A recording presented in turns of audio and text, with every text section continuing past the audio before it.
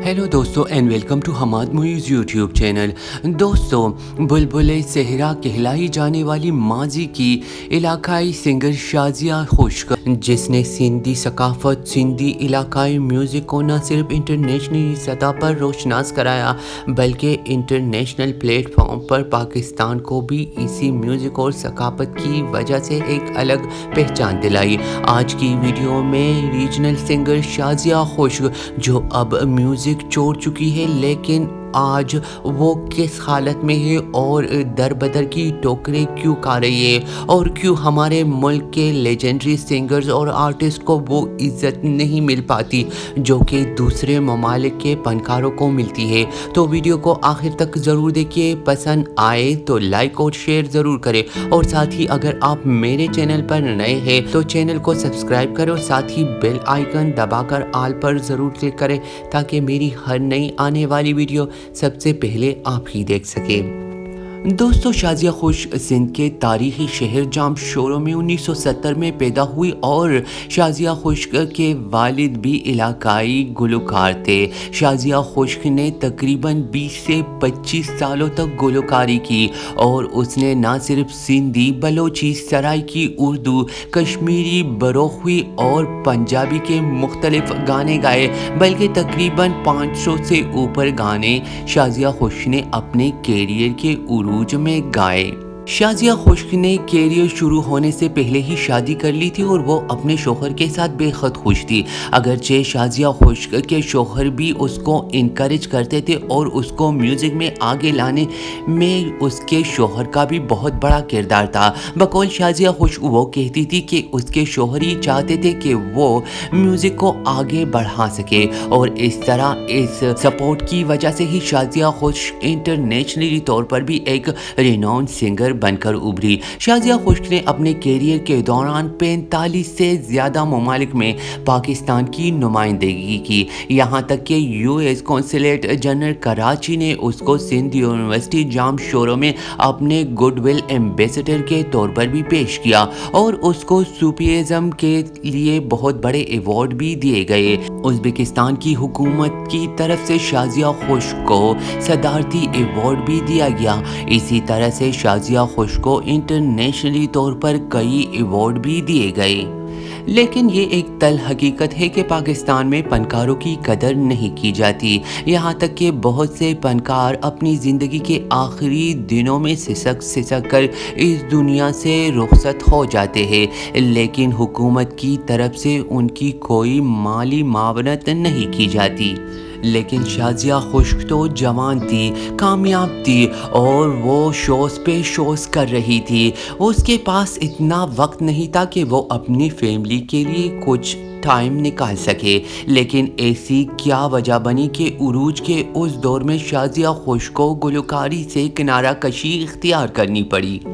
1992 से अपना कैरियर शुरू करने वाली शाजिया खुश्क 2019 तक गुलकारी में एक्टिव रही और वो मुख्तलिफ शोज़, एल्बम और बहुत सारी टीवी के प्रोग्रामों में गाहे बगाहे शामिल होती रहती थी। लेकिन 2019 में ऐसा क्या हुआ कि अचानक से शाजिया खुश्क मीडिया पर आकर ये कहती है कि वो इस्लाम की खातिर गुलकारी को छोड़ने का फैसला कर चुकी है। क्या वाकई यही हकीकत थी या कहानी के पीछे कुछ और रास्ता? बेशुमार सिंधी सुपरहिट गाने जिनमें दाने पे दाना, हो जमालो, मेरा पिया घर आया, लाल मेरी, मेरा रांझना, मेरा डोलना चंद गाने थे जिसकी वजह से शाजिया खुश्क करोड़ों के दिलों पर राज करने लगी थी। कहा जाता है कि शाजिया खुश्क को 2018 में सिविल अवार्ड के लिए भी नामजद किया गया था,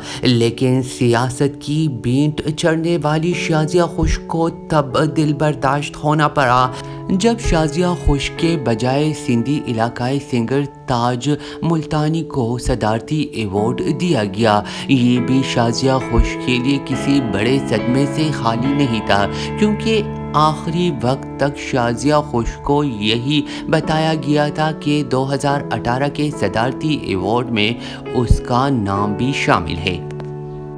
لیکن اس سے بھی بڑی مصیبت کا سامنا تب شازیہ خشک کو کرنا پڑا جب وہ کسی شوز یا پرفارمنس سے گھر لوٹتی تو مختلف ان نون نمبر سے ان کو دھمکی آمیز کالز موصول ہوتے، یہاں تک کہ اس کو قتل کی دھمکیاں بھی ملنے لگی تھی، اور کہا جاتا ہے کہ شازیہ خشک سے اتنی بڑی رقم کا مطالبہ کیا جاتا جو وہ ادا کرنے سے قاصر تھی، کیونکہ شازیہ خشک نے پائی جوڑ کر پیسے کمائے تھے اور وہ نہیں چاہتی تھی کہ یک دم کسی بھی کال پر آنے سے وہ اپنی زندگی کی ساری جمع پونجی کسی کے حوالے کرے، اور اسی وجہ سے وہ قانون نافذ کرنے والے اداروں کے پاس گئی، پولیس کے پاس گئی اور حکومت پاکستان سے اپنے تحفظ کا مطالبہ کیا، لیکن حکومت کے کسی فرد نے بھی شازیہ خشک کی داد رسی نہیں کی، یہاں تک کہ شازیہ خشک کے گھر پر بھی مختلف لوگوں نے قبضہ کرنے کی کوشش کی،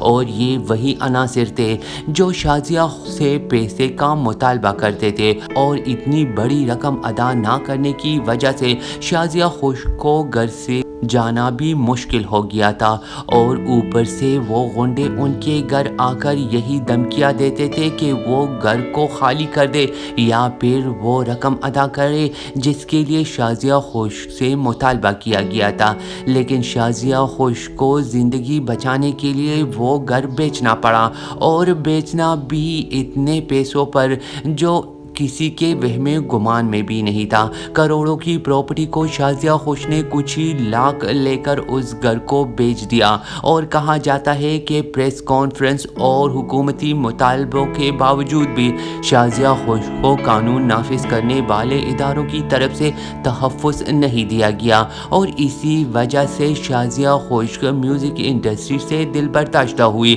وہ پاکستان کو انٹرنیشنلی سطح پر مختلف ممالک میں نمائندگی کر کے پاکستان کے لیے فخر کا باعث بنی تھی، اور پاکستان کے سندھی ثقافت کو مختلف ممالک میں روشناس کرانے والی شازیہ خشک نے سندھ حکومت سے بھی بار بار مطالبہ کیا کہ اس کے اور اس کے بچوں کو تحفظ دیا جائے، لیکن نہ ہی کسی حکومتی سطح سے اور نہ ہی فنکار برادری سے اس کٹھن وقت میں شازیہ خشک کی داد رسی کے لیے کوئی آگے بڑھا۔ شازیہ خشک نے اپنی زندگی کے 25-26 سال گلوکاری کے ذریعے پاکستان کی خدمت کی، اور بین الاقوامی سطح پر بھی شازیہ خشک نے پاکستان کی نمائندگی کی۔ سندھی ثقافت اور سندھی میوزک کو جذبامی عروج پر شازیہ خشک نے پہنچایا۔ اس طرح کی علاقائی گلوکار صدیوں میں ایک ہی پیدا ہوتے ہیں، لیکن یہ کہاں کا انصاف ہے کہ 25-26 سالوں تک پائی جوڑ کر کچھ کمانے والی ہمارے فنکاروں کو کسی بھی ان نون نمبر سے کال کر کے قتل کی دھمکیوں کے بدلے کروڑوں روپے کا مطالبہ کر کے ان کو جان سے مار دیا جاتا ہے۔ یہ آخر کب تک چلے گا؟ کہا جاتا ہے کہ اس کے بعد شازیہ خشک نے میڈیا پر آ کر گلوکاری چھوڑنے کا فیصلہ کیا، اور یہ سن کر ان کے فینز بہت ہی غمزدہ تھے، لیکن حقیقت یہی ہے کہ شازیہ خشک نے دل برداشتہ ہو کر ہی میوزک انڈسٹری کو چھوڑ دیا تھا۔ وہ حکومت پاکستان اور فنکار برادری سے بے حد خفا تھی، اور اسی وجہ سے وہ کراچی کو چھوڑ کر کسی اور شہر منتقل ہو گئی تھی، اور اپنے کروڑوں روپے کی پراپرٹی کو اونے پونے داموں میں بیچ کر وہ کراچی شہر کو ہمیشہ کے لیے خیر باد کہہ چکی۔ کہا یہ بھی جاتا ہے کہ اپنے پیسوں کو جوڑ کر شازیہ خشک کسی دوسرے ملک منتقل ہو گئی ہے، لیکن اس بات میں کتنی سچائی ہے یہ تو کوئی نہیں جانتا۔ آپ کو کیا لگتا ہے سندھی ثقافت کی علمبردار گلوکارہ شازیہ خشک کی گلوکاری سے کنارہ کشی کی اصل ذمہ دار حکومت وقت ہے یا ہمارا معاشرہ؟